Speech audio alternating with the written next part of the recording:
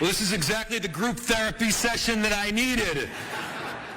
The defenders of parks and streets, which indeed is an honorable profession, we are now becoming the defenders of our republic and the defenders of democracy.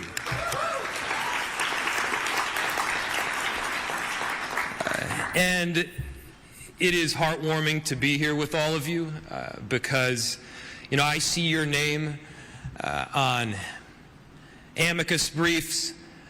I see your faces on TV. I feel the support from across the entire country, and we recognize that one great American city is experiencing an invasion. That is an invasion on our democracy, on our republic, and on each and every one of us. And the fact that you all are standing up means the world.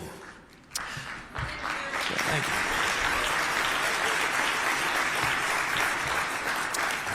You know, never in a million years did I think that we would be in this place. Troops and federal agents by the thousands have been deployed on a great American city, where the Department of Justice is used as a weapon to silence dissent, where the very foundational principles of our democracy and of our republic are questioned. You know, I didn't take this job to get into the business of defending democracy. I did it because being a mayor has always been my dream job. There's great honor in filling potholes.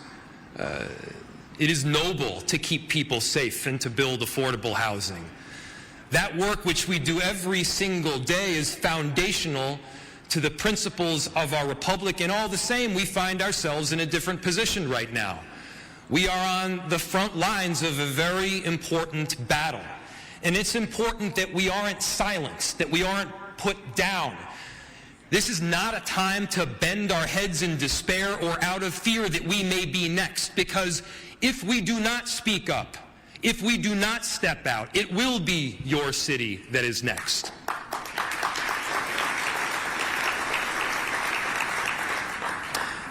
For those of you that have been watching the news and what's happened in Minneapolis, I'll tell you, it is that bad.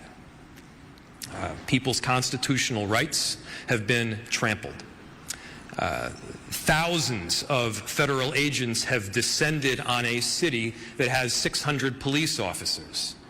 600 police officers and somewhere between 3,000 and 4,000 federal agents, ICE, and Border Patrol.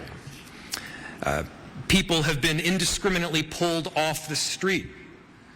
Discrimination takes place only on the basis of, are you Somali, are you Latino, or are you Southeast Asian? And then American citizens have been yanked away from their homes after that solely because they look like they are from Mexico or Ecuador or Somalia. That's not how we operate in America. In America, we have these foundational principles of law. We abide by our Constitution. The rule of law is not just something that you say, but it is something that we practice each and every day. And as mayors, we know that. As mayors, we operate in the reality business.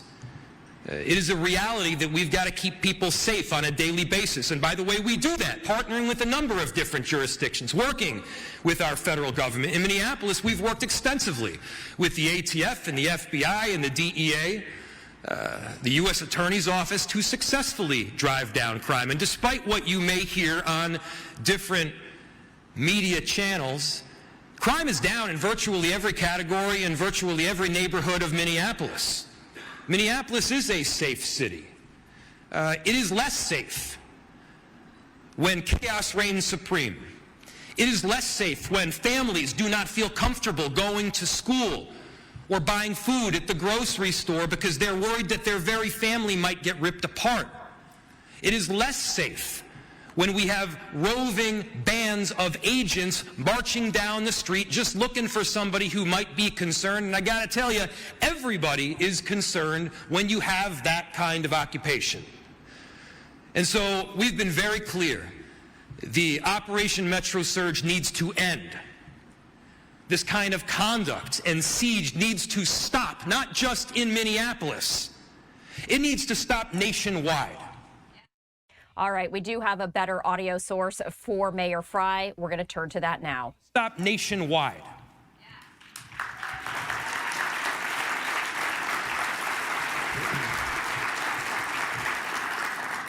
What's become clear to me is this is obviously not about safety. This is not even about immigration. This is about silencing a narrative or a political position that differs from that of a federal administration. We've seen this kind of conduct in other countries. We cannot see it right here in America. This is not a Democratic or a Republican issue. Never once have I made this partisan. This is a foundational principle of making sure that the endurance of our republic can continue on. It may seem like I'm talking too much on the macro level, or maybe this is a concerning thing to say, but I got to tell you, we're seeing it in our streets right now. And it is up to each and every one of us to partner together, to work together, to protect those ideals that we hold firm. The power of the federal government is awesome. The military force that they have, they got tanks, they got bazookas. They can lay siege on American cities with thousands of agents and even troops, far outnumbering that of local police department. In Minneapolis, we've heard them say that they will end this siege when we hand over voter rolls. We've seen them attack and invade not just with this occupation, but also with the Department of Justice being used as a weapon. They're investigating me and several other local elected officials, not because we've done something wrong, but because we have exhibited one of the core responsibilities that both I and you have as mayors. And that is the core and foundational responsibility to speak on behalf of your constituents.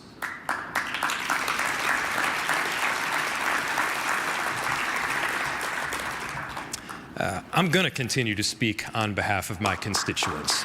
We won't be intimidated in Minneapolis, and if there is any place to take inspiration from, don't take it from me. Take it from the 435,000 Minneapolis residents that call our great city home and the many more that come and go. Take it from the tens of thousands of people that have stood up and peacefully protested to say we love our neighbor, we care about our collective family, and we're going to do everything possible to keep them safe. Take inspiration from the people that are dropping their neighbors off to the grocery store or standing guard outside a daycare to make sure that their families don't get ripped apart. Take it from the countless people that are exhibiting this foundational love of both city and, importantly, country. This is an opportunity to be a patriot, to stand up for the kinds of liberties and freedoms that we all hold dear. As a nation of immigrants, it should not matter where you are from. We rise based on our own merit. We fall based on our own flaws. Whole communities are not held accountable for the actions of a few. In America, we've got that kind of due process.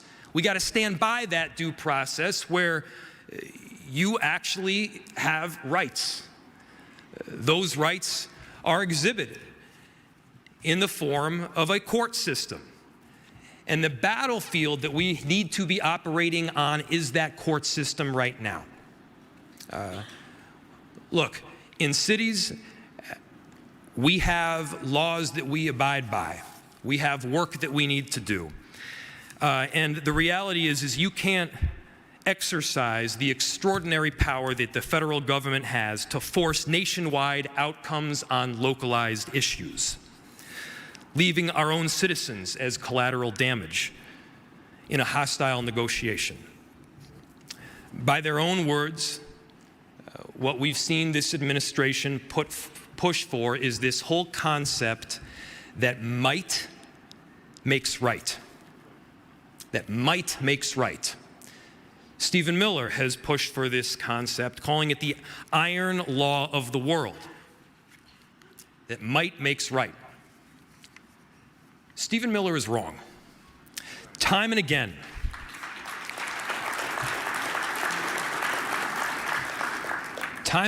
America has rejected the law of the jungle. Time and again, America has rejected this notion that might makes right. That notion and that belief that we are of something greater than simply force has allowed our country to rise in international influence and allowed great cities to be laboratories of democracy. We must reject the notion that might makes right again and again. We must understand that it is not the clash of iron that furthers the notions of democracy, but it is the intense battle of ideas. Might does not make right. In cities, we all recognize that ideas make right. And so, from Portland, Maine, to Portland Avenue in Minneapolis, to Portland, Oregon, mayors, we do not back down to bullies. We stand up for democracy. We understand that the common ideals that we hold are essential to the endurance of our great republic. This may not have been a battle that we signed up for.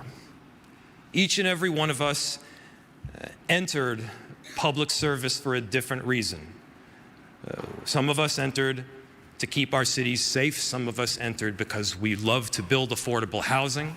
Some of us entered because we care about climate. But now is also a moment where we all got to stand together. You have this unique relationship with the American electorate. This is more important than being a Democrat or a Republican. This has to do with our day-to-day lives, who we are as a people, who we are as a democracy, and who we can be as American citizens.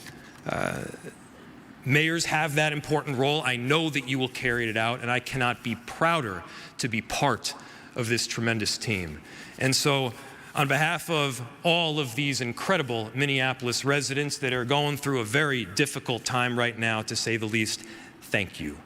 On behalf of the next city and the city after that that may experience this kind of invasion, thank you. We got to hold rock solid. We cannot back down. Our cities, our mayors are what will hold this democracy together. Thank you so much.